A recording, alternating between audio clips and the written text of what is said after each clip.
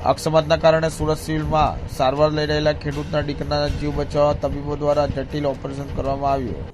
મહારાષ્ટ્રના એક ખેડૂત બોરસેના દીકરાને ભયાનક રોડ અકસ્માત ગંભીર ઇજાઓ થઈ હતી। 38 વર્ષીય અમોલ બોરસેને ડાબો પગ, હાથ અને પસલીમાં 15થી વધુ ફ્રેક્ચર થયા હતા। તેમ છતાં સુરત સિવિલ હોસ્પિટલના સર્જરી અને ઓર્થો વિભાગની ટીમે આ કુશળ ઓપરેશન સફળતાપૂર્વક પાર પાડ્યું।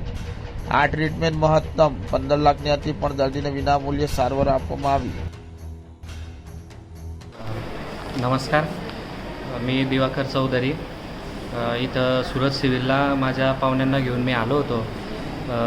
त्यांचा जवळजवळ 7 तारखेला ॲक्सिडेंट झालेला आहे आणि जळगावला जवळपास 5 दिवस प्रायव्हेट हॉस्पिटलला ठेवलं, परंतु 5 दिवसामध्ये जवळपास 2-2.25 लाख रुपयाच्या जवळपास खर्च आला आणि परिवाराला खर्च तेवढा झेपवत नसल्यामुळे मग मी रामचंद्र पाटील सरांना मी फोन केला की भाऊ थोडी मदत वगैरे काही होईल का।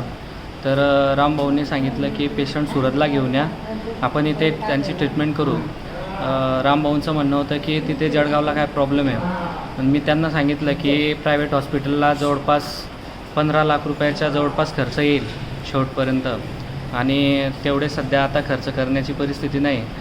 तर नंतर रामभाऊंनी आम्हाला सांगितलं की सुरत सिव्हिलला घेऊन या आणि आमच्या भाविनीताई आणि रामभाऊ तसंच पाटील साहेबांच्या योगदानानं डॉक्टर कडिवाला साहेब पण सोबत होते आणि तसेच संजयभाई अजून बरेच जण होते की त्यांनी इथं आम्हाला आल्यावरती खूप मदत केली।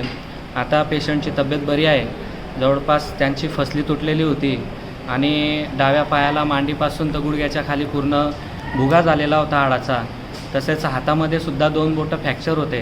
अशा परिस्थितीत क्रिटिकल अवस्थेमध्ये त्यांनी पेशंटला आमच्या व्यवस्थित सुखरूप बरं केलं।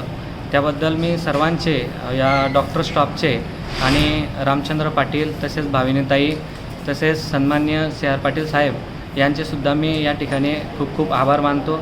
धन्यवाद।